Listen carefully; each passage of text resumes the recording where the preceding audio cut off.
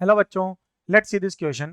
Let f of x be a continuous function satisfying f cube x minus 5f square x plus 10 f of x minus 12 less than equal to 0, f square x minus 4 f of x plus 3 greater than equal to 0, and f square x minus 6 f of x plus 8 is less than equal to 0.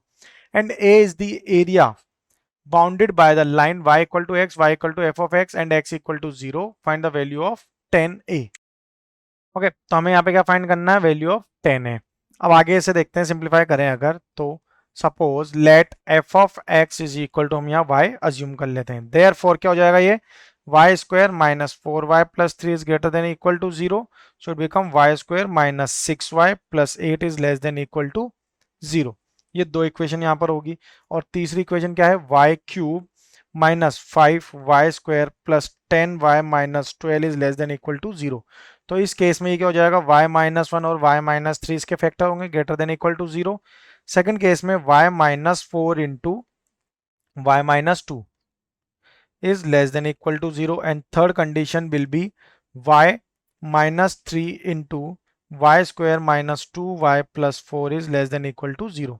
ये first, second और third तीनों equation यहाँ पर given है। अब अगर हम तीनों कंबाइन कर दें 1 2 और 3 इक्वेशन, तो हमें क्या मिलेगा, यहाँ पे F of X is equal to 3 मिलेगा, यानी कि एक कांस्टेंट फंक्शन, y की वैल्यू 1, y की वैल्यू 3। ठीक है, और यहाँ पे क्या है, y इज माइनस 4 एंड 4 2, यहाँ पर 3 और यहाँ पे इसके अलग फैक्टर्स होंगे। तो यहाँ पर इसे अगर हम अकॉर्डिंग टू ग्राफ देखें, ठीक है, तो इस तरह से ये हमारे y और x एक्सिस होंगे। अब यहां से y इक्वल टू एक्स एक टर्म लेंगे। सबसे पहले यहां पर अगर देखें y equal to y is greater than equal to 1 होगा और y is greater than equal to 3 होगा। तो यहां से समथिंग लाइन इस तरह से पास होगी, ये हमारा पॉइंट जो है ये होगा 0,3। और y इक्वल टू एक्स पे एक लाइन ड्रॉ होगी, y इक्वल टू एक्स एक स्ट्रेट लाइन जाएगी, तो ये किस पॉइंट पे है, 3,3 पॉइंट पे है। a की वैल्यू कितनी है यहाँ पे, 9/2 आ जाएगी इस वे में।